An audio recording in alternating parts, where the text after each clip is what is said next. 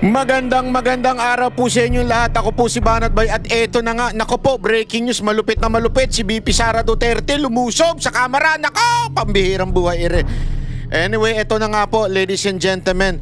Alam nyo mga kababayan, sabi nga nung iba, inaantay na lang ha. Napakabait na mga ano ngayon ha, ng mga congressman ha. Kasi siguro natatakot sila na baka pag meron silang gagawin kay VP Sara Duterte doon sa kamera, magkaroon ng hindi magandang resulta ito sa mamamayang Pilipino, dahil alam naman po natin ang mga nakaraang ginawa ho nila kay VP Sara Duterte, binastos, binaboy, talagang inano. Pero ngayon, nako, malakas na loob ni VP Sara Duterte mag-isang humarap. Ayun, palakpakan. Yan ang isang bagay na mga kababayan, talaga namang matinding ginawa ni VP Sara Duterte ngayon. Hinarap niyang mag-isa ang kamera at talaga nga namang alam niyo na, syempre itong mga congressman na ito, yung iba akala mo tatapang. Pero kinain silang buong buo ni VP Sara Duterte. Di ba? Ako, sa loob-loob ko nga yan kasi napala ninyo, yayabang nyo kasi akala ninyo poprotektahan pa kayo ng ni speaker. Kasi ngayon makikita mo yung galaw nung isang congressman doon, congresswoman, na supposedly dati grabe yun, bumanat. Ngayon kulang na lang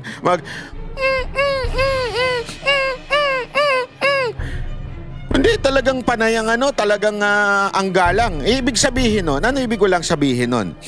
Yun ay malamang sa malamang kasi yun ang parang parang alam ko sa ngayon siya yung parang pumalit kay Zaldico. Pagkaalala ko hindi ako sure pero parang ganun ang dating nun. So ibig sabihin po, ladies and gentlemen, correct me if I'm wrong, pero parang yun ang sisimbolo ng ni Romualdez. Kasi nandun yun sa majority, siya yung pinaka doon yung iba kasi, yung katulad nung sa minority na yung dalawang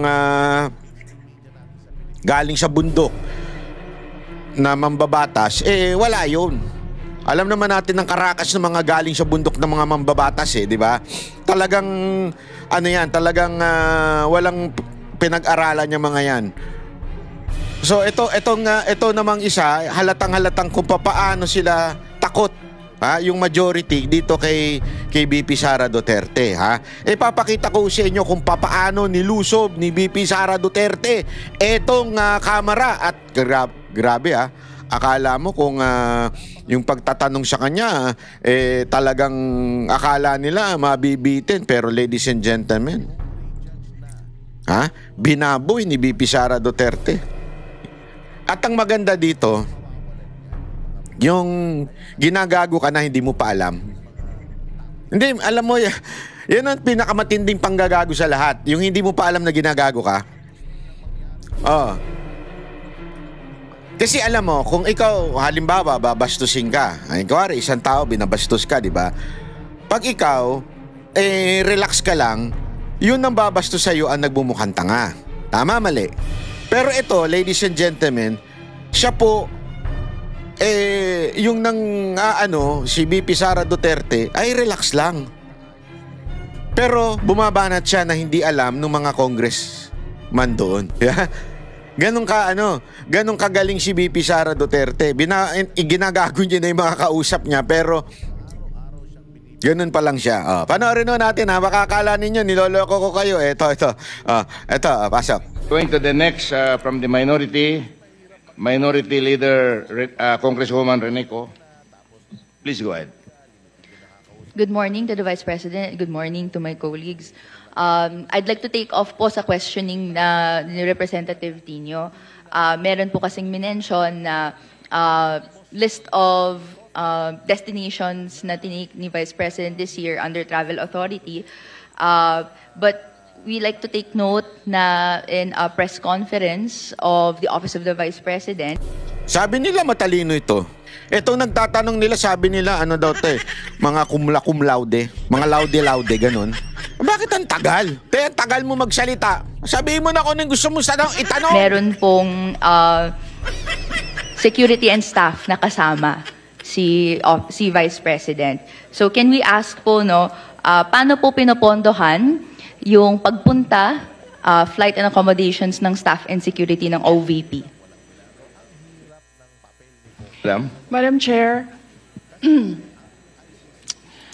may I be allowed to ask a question?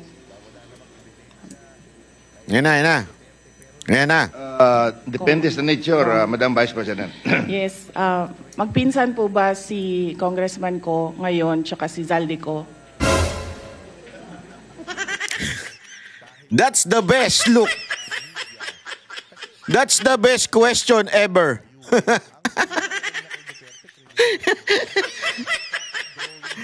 Alam mo, Zaldico, yung pangalan mo, kawawa na, ha? Mantakin mo. Hindi, let's realize and analyze, ha, kung ano yung tanong na ito. Ano natin, isipin natin na mabuti. Why is this funny? Why is this quote-unquote banat? Anong meron sa tanong na relatives ba kayo ni Zaldico?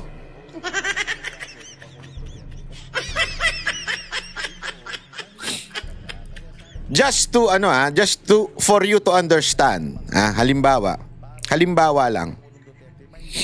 May suot kang patik o kaya Rolex. Tapos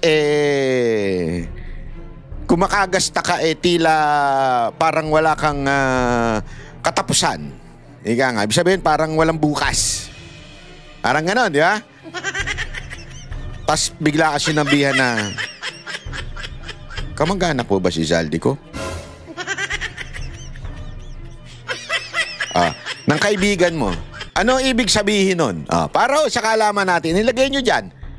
Kasi dito, maintindihan mo na hitting two birds in one stone.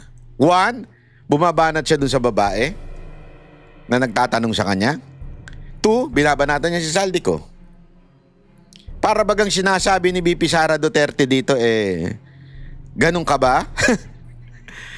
Kasi nga, ang dating, ganito lang hindi ako nagsasabi niyan, yung taong bayan na nagsasabi. Ngayon, galit na galit kay Zaldico kasi nakita naman natin na, ulitin ko, papaalala ko lang hindi po ako nagsabi.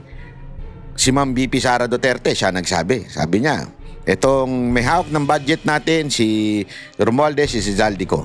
Pangalawa, si Tiangco. Yung mga insertion daw na ipinasok, si Tiangco nagsabi niyan. Si DA Secretary, sinabi rin niya, nakikiusap si Zaldico. Si Magalong, pinangalanan niya, isa sa mga mastermind si Zaldico. So, ladies and gentlemen, yung pangalan ni Zaldico talagang wak na. Pag sinabihan ka ng Zaldico, ito'y insulto. Para bagang ikaw ay nakikinabang, ikaw ay may pera ng hindi mo pinagpaguran. Parang ganon. Wala naman sila sinasabing magnanakaw. Wala naman sila sinasabing korap. Pero hindi maganda. Ang pinanggalingan ng kung ano mang meron ka. Yeah? Alam mo, meron ako nga nakausap isang araw, ba? Nakalimutan ko na, sabi ko. Tinatanong niya kasi, Banat Bay, kamusta na yung kaso mo kay Zaldico? Sabi ko, meron niya kaming i-announce ko nga dito Anong i-announce mo? Kasi may hearing kami. Totoo, may hearing kami ni Zaldico at nung unang hearing, pumunta siya. May nagkwento kasi sa akin, di ako sure kung totoo Pag ito daw si Zaldico kumakaso, hindi daw nagpupunta. Sabi nila, hindi ko alam kung totoo yan kasi wala naman akong impormasyon dyan. Kinuwento lang sa akin ng isang abogado. Sabi, hindi pupunta yan. Kaso lang yan ang kaso, sabi ng ganon. Hindi ko alam kung totoo. So sabi ko nga, ganun ba? Siguro hindi pupunta yan dun sa pagkaso niya sa akin. Ladies and gentlemen, first hearing, pumunta siya. Grabe Bakit bu? Hindi, ibig sabihin, that's how serious the person is. Talagang para lang ako ay, I don't know, whatever he wants, kung ano man ang gusto niya sa akin. Di ba? I mean, ganun siya ka-serious. Pumunta siya. First hearing. Ang second hearing ko, October 16. Ilagay nyo yan. Italaga nyo October 16. May hearing. So, ladies and gentlemen, dapat nandun siya. Kasi yung nag-aakusa, dapat na andoon sa hearing. Yan po ay at batas po yan sa Pilipinas. Kung sino man yung nag-aakusa, dapat nandun siya sa hearing para sasabihin niya yung kanyang akusasyon, sasabihin niya yung kanyang reklamo, at pwede siyang i-cross-examine ng abogado ng defense. So, parte yan ng system, hindi lang yan kay Zaldico, sa lahat po ng court, kailangan ganun. 'Di ba? Pag nag-akusa ka, kailangan nandun ka, sabihin mo kung ano yung akusasyon mo dun sa tao, yung krimen na ginawa sa'yo, whatsoever, para pwede kang i-cross-examine. So, importante yun for the accuser to be there. October 16, ladies and gentlemen, meron kaming hearing. Ang tanong, pupunta ba siya? Ay, ako sabi ko, hindi, kasi may kausap ako, remember? So, sabi ko, oo, pupunta yan. Posible, kasi nung una, pumunta yan. Hanggang sa nangyari na nga ho ito, lahat na to, tapos sabi sa akin, sabi nung kausap ko, di na pupunta yan. Pupunta yan. Galit na galit sa akin yan eh. Pupunta yan. Sabi niya, hindi na pupunta yan. Bakit naman? Baka pagtugtong pa lang ng airport niya, batoy na ng kamatis yan. Oo. Baka biglang tanggalin yung hagdan. De, sabi lang sa akin. Sabi ko, wag naman ganun. Kayo naman. Dapat nga sabi, di ba, let's pray for our enemies. Di ba? Dapat ganun. Wag naman natin batoy ng kamatis. Malambot yung kamatis. Dapat sibuyas. Biro lang. Hindi kasi, alam mo kung ba't niya nasabi? Sabi ko, ba't mo naman nasabi yan? Ha? Kita mo nga ngayon, mga tao pumupunta sa kamera, binabato ng kamatis. Talaga? Oo, sabi niya, mga tao ngayon nagpupunta sa kamera, binabato ng kamatis. Yan pa kaya, kita mo naman yung pangalan niyan, binanggit na ng ilang mga opisyal ng gobyerno na talagang may ginagawang hindi maganda. Sabi kong ganun, gayon ba talaga yon? Grabe naman. And alam mo, ladies and gentlemen, kaya itong sabi ni VP Sara Duterte na, are you relative of Zaldico? This is an insult. Pag sinabihan ka ng ganyan, because nakakita si VP Sara Duterte sa'yo ng hindi maganda. Aside from sa hindi maganda yung mukha mo, hindi, wala namang problema doon, banat ba ikaw? Hindi, wala namang sinasabi. Aside from hindi maganda physically, alam mo yun, pagka sinabihan ka ng, are you relative of Zaldico? Medyo insulto sa'yo yun. Insulto na sa'yo yun, insulto ba doon sa ginamit ng pangalan? Diba? Halimbawa. Bigyan ko pa isang halimbawa. Pagka sinabing, di ba nagagalit yung mga LGBTQ dito pag sinabing, harapin mo yung problema. Kinausap ka ng kaibigan mo, harapin mo yung problema. Bakla ka ba? Di ba parang mong pag sinabi mo sa lalaki, may insulto yung lalaki, sasabi, hindi ako bakla, matapang akong tao, ganun. Ibig sabihin, dinimin yung pangalan na bakla. Di ba? Parang sinabi na ang bakla ay duwag. Parang ganon. Kaya nga nagagalit yung LGBTQ pag ginagamit na pang-insulto yung salitang bakla. Tama nga naman yun. Mali nga naman yun. I agree. Mali yun. Kasi meron naman din talagang guding. Alam niyo yung guding? Oo. Good na bading. Di ba? Pag bad ding, courtesy of Sir Jack yan. Kilala nyo si Sir Jack? Kung gusto nyo maging banatero si Sir Jack, ilagay nyo nga dyan. Isali nyo na si Sir Jack sa banateros. Komento rin kayo sa page niya, ha? Kasi pag badding, bad yun. Pag gooding, good yun. Di ba? Tuloy tayo dito sa sinabi ni VP Sara Duterte. Kaya nga, ladies and gentlemen, yung sinabi ni VP Sara Duterte, kamag-anak ka ba ni Zaldico?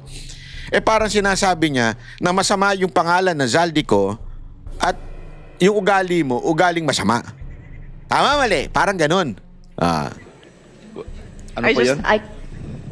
Gusto ko Mr. lang Chair, I can malaman. answer. Are they relatives, sir? Please answer, Congresswoman Rene. I have no familiar relation po to Zaldico or to Representative Zaldico or any of Alam mo, ang their... pinakamatindi dyan, hindi siya ngumingiti, si VP Sara. Kasi yung mga tao tumawa na eh. Siya, are you relative of Zaldico? Patay, di ba? Yan yung talagang boom kunana. relatives po. Thank you, Madam Chair. So, Madam Vice Chair. President, please go ahead. Yes. So we are talking about international travels, no, as of July 31. So for two travels in Southeast Asia, for the security, it's 474,646.93 pesos. And for the OVP personnel, these are for two trips, 463,733.6 for a total of 938,379.99. For one trip to Australia, for the security, it's 438,383.26. And for the OVP personnel, it's 206,988 for a total of 645,371. For the Middle East and Europe, 3 trips, the total is for the security is 2,922,869.98. And then for the OVP personnel, that's 1,825,329.47 for a total of 4,748,199.45. For 3 trips in East Asia, the security budget was 1,141,937, and for the OVP personnel, 0, because they did not join these trips. And the total is 1,141,937. The total for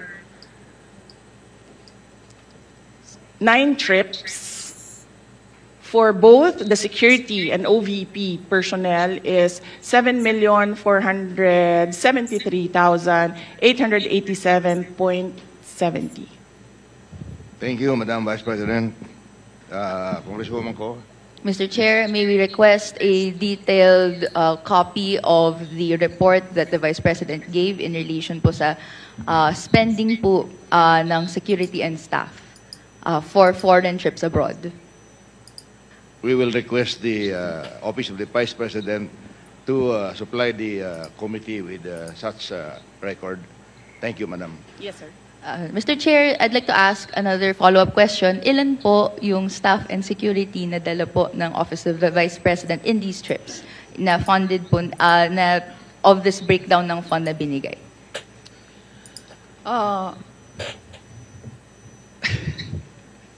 Luoy na kayo mong naong, sir ba? Ano yun? Hindi ko maintindihan. Bibisara.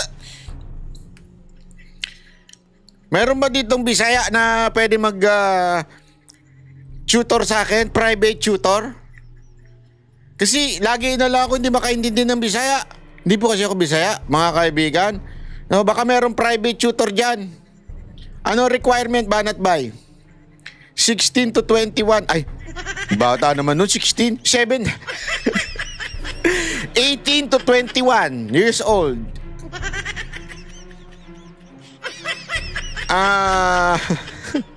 Islenda. At mistisa, biro lang ah.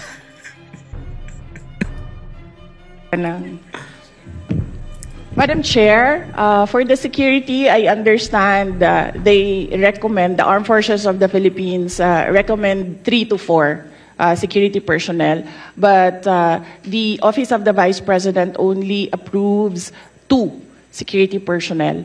And for the Office of the Vice President personnel, that's 1 ceremonial and diplomatic affairs employee, 1 for MPRD. Ito, take note, ladies and gentlemen, ha. Yung security, sabi nga hindi yan even if gusto ni BP Sara Duterte na maglakad ng walang security, hindi yan part yan ng kanyang bilang Vice President. Talagang kailangan, sabi nga niya, 4 nga yung sinasabi ng AFP, pero ang dinala lang niya 2. Dahil nagtitipid. Tama, mali. Which is talagang ganun, wala tayong magagawa. Sa loob-loob ko nga. Ba't di nyo tanungin ang Office of the President?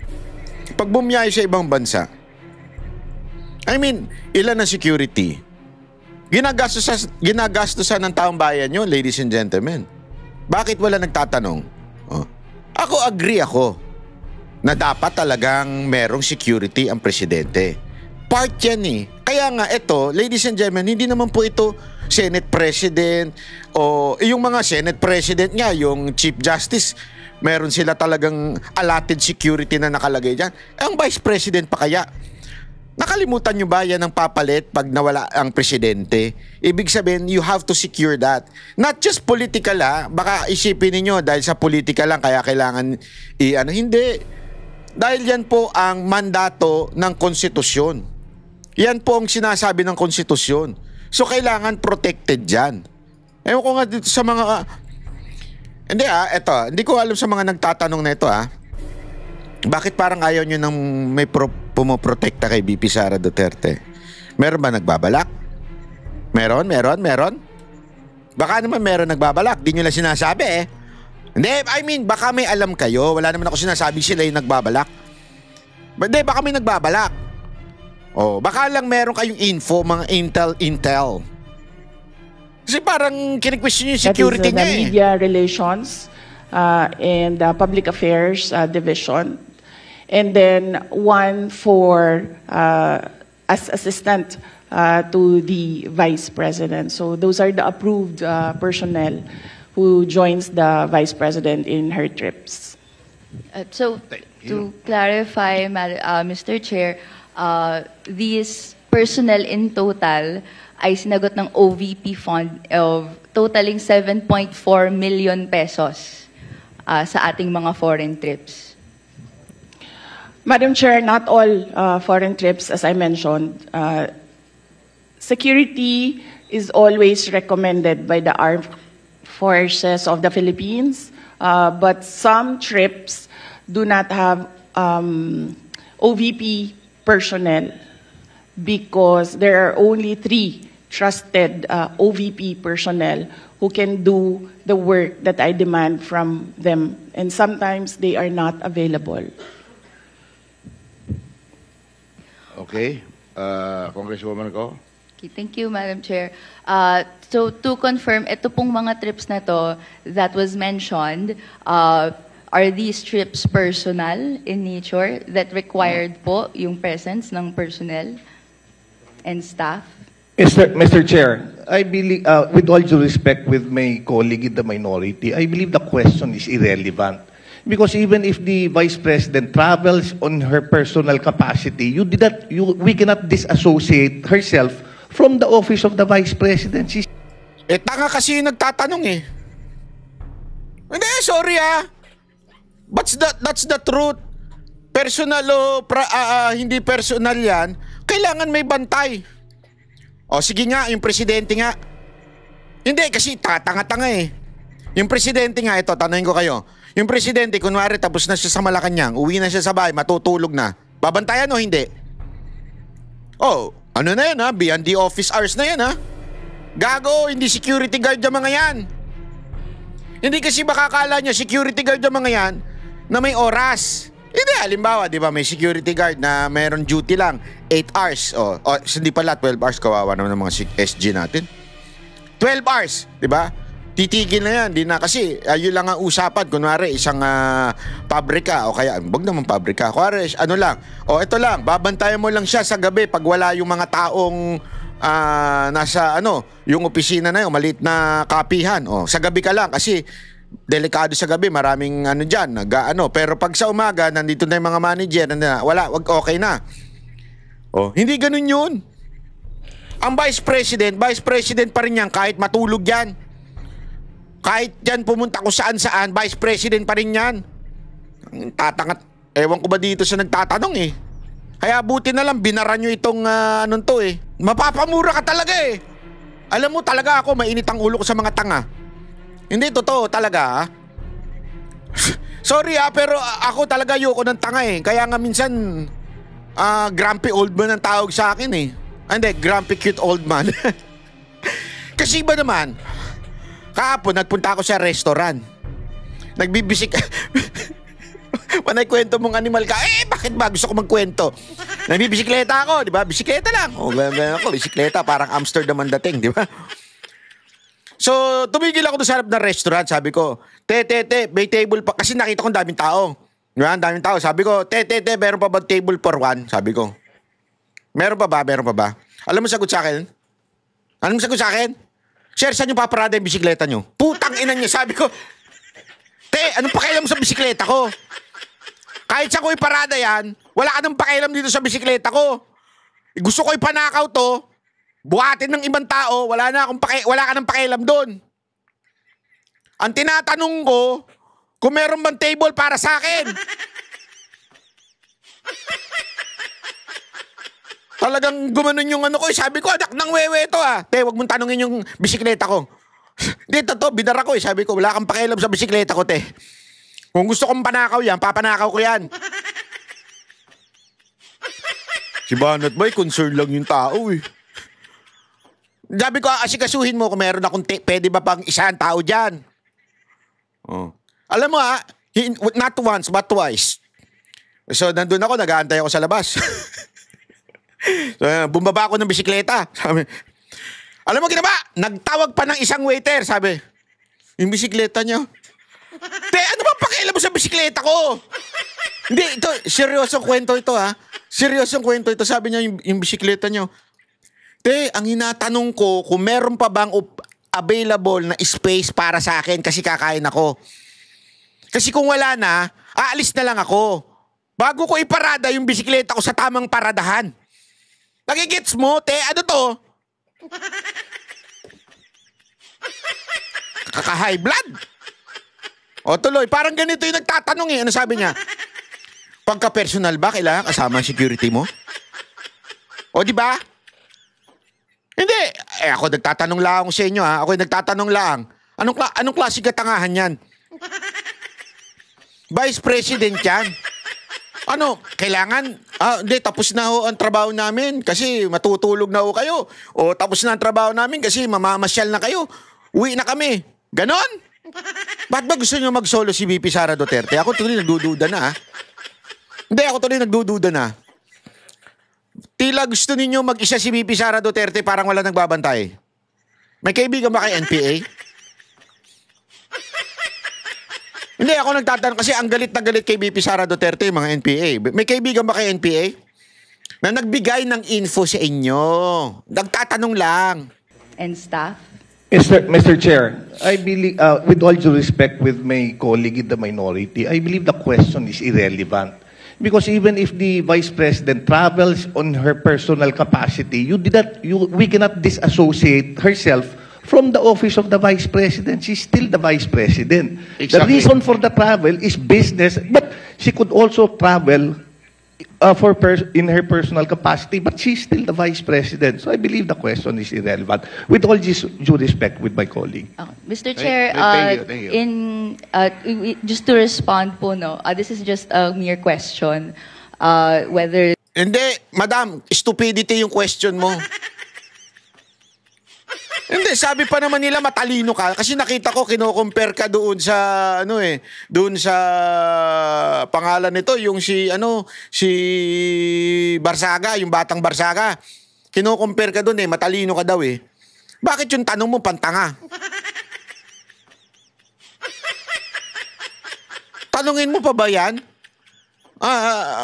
Kung personal yan, kailangan mo ng security dyan? Inang tanong niya, no? Nakaka-irita. Buti wala ako dyan.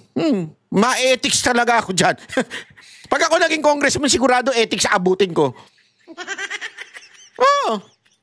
The nature of the trip is personal or business po, no? Or whether it's official. This is a question that I'd like, that could be posed, and I hope to post po to the Madam Vice President. Madam Chair, it depends. If I have activities for the Office of the Vice President abroad, the 3 OVP personnel join the trips.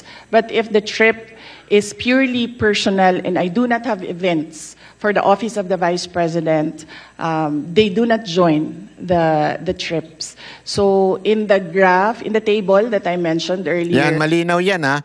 Yung mga tauhan niya sa Office of the Vice President, pag personal ang lakad ko, hindi niya kailangan yun. Naturalmente. Alam mo, nakakairita rin naman yung may kasakasama ka na mamamasyal ka. Di ba, syempre, family first. Family talaga. Oh. Hindi mo pwede isasama yung mga nasa opisina mo. Personal yun eh. Yun ang sinasabi niya dito. Pero pagdating sa secure o sa magsisecure sa kanya, wala siyang choice doon. Kailangan siyang bantayan. Bakit? Unless gusto niyo talagang mategi na siya, di ba? those were the trips that the three personnel from the Office of the Vice President joined. But in the case of security personnel, this is something that is beyond the Office of the Vice President. It is decided by the Armed Forces of the Philippines. Malina, it is decided by the Armed Forces of the Philippines. So, yun, grabe ha. Malinaw na malinaw po yan, ladies and gentlemen. Kaya sabi ko sa inyo, nayari yung mga nagtatanong dito. Kami ang boses ng masa, hindi natatakot. Katotohanan lang, di kami nalulunod. Walang bahid ng sismis, lahat ay totoo. Kahit sino ka pa, pag mali ka babanatan ka. Walang pinipili kulay, wala kaming kinikilingan. Basta para sa bayan, kami lalaban. Pag tama palakpakan, pag mali banatan. Di matitinag, di matatakot, para sa bayan tuloy ang sigaw. Sa harap ng kamera, walang halong takot. Mga baluktot, lahat kayo'y tutumba. Ang hustisya at totoo, yun lang ang mahalaga. Kahit sinong harang, di kami matitinag. Walang pinipiling kulay, wala kaming kinikilingan. Basta para sa bayan, kami lalaban. Pag tama palakpakan, pag mali banatan. Di matitinag, di matatakot, para sa bayan tuloy ang sigaw. Kung nasa tama ka, ikaw ay aming kasama. Pero pag mali ka, handa ka na bang mabasag? Banateros kami, walang inuunan. Dahil bayan muna, bago ang sarili.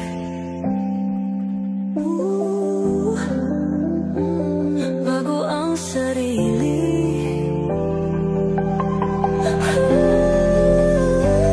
Pag tama palakpakan, pag mali banatan. Banateros ang sigaw, katotohanan ang laban.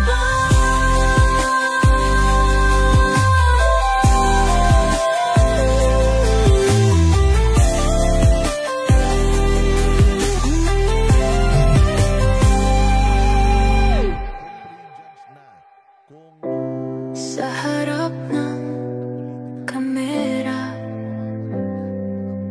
walang halong